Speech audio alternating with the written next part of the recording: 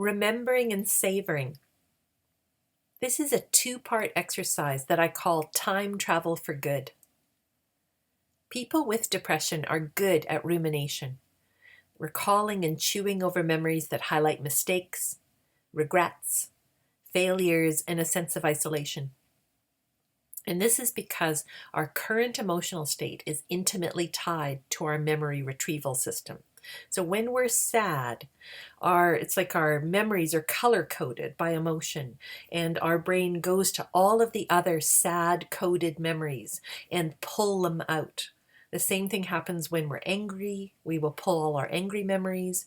When we're feeling joy, we will pull our joyful memories. And when we're anxious, we'll pull our anxious memories out. So this technique relies on reversing that connection. It asks a person with depression to recall a time when something good was happening, when they felt warm or connected, happy, appreciated in some way. Thinking of a positive experience recreates that physiology in the body, if only for a few moments. What we want to do then is to notice any changes that you feel and to spend time savoring positive sensations, images, thoughts, feelings.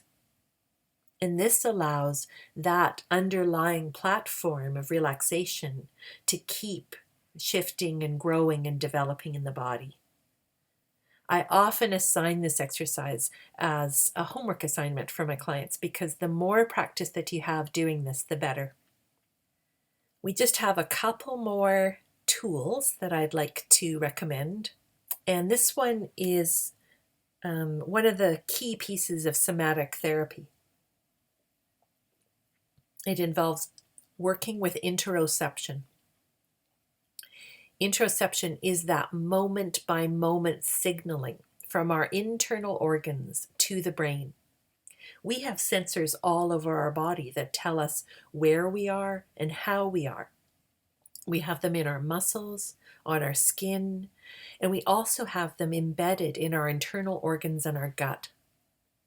So interoception is our true gut sense of how we're feeling and what our body is experiencing in response to our thoughts, our experiences, our memories, and our relationships.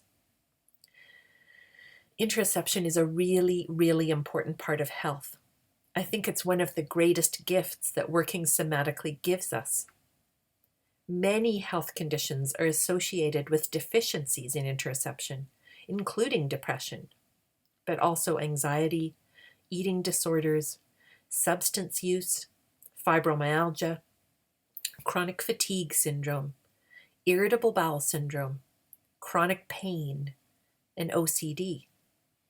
So there's definitely something about interoceptive awareness that promotes good health.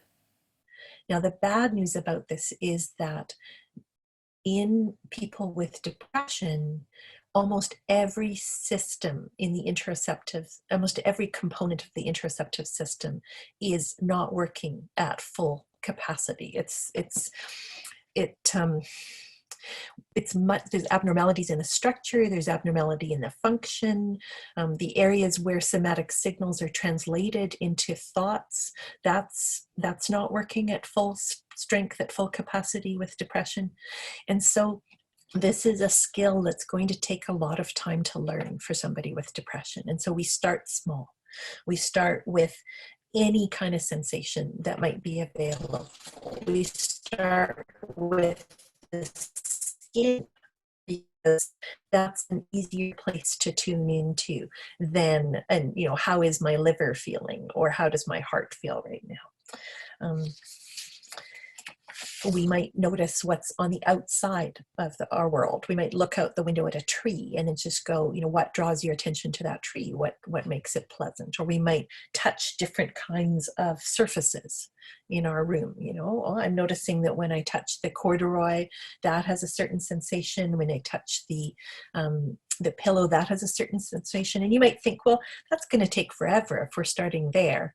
But I want to encourage you, because A few years ago, I started learning touch therapy from a skilled practitioner, and she could tell so much through her hands. And I thought that she was magic. But give me a few years of practice of just touching everything that I come across, and my hands are starting to develop that same kind of facility. So, just practicing the interoception, practicing what do you notice going on in your body? Where do you notice that? That's just a really good place to start. And the last two, well, I guess there's last three tools I want to share are noticing what is okay. This is a really big one, is we can become so overwhelmed by what's not going well that we fail to notice what is going well. And I think any of us who play a helper role become really, really skilled at noticing what is okay. That's kind of our superpower. So, if you are in that helper role, chances are you know how to do this very well. And I think it's worthwhile looking at our language with that.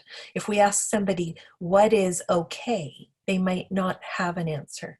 But if we say, what's the place that feels less tense or less painful or less overwhelmed or less numb, then that's an easier that's an easier invitation to respond to.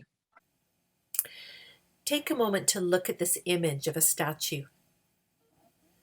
What do you see here that might be comforting or okay-ish for you?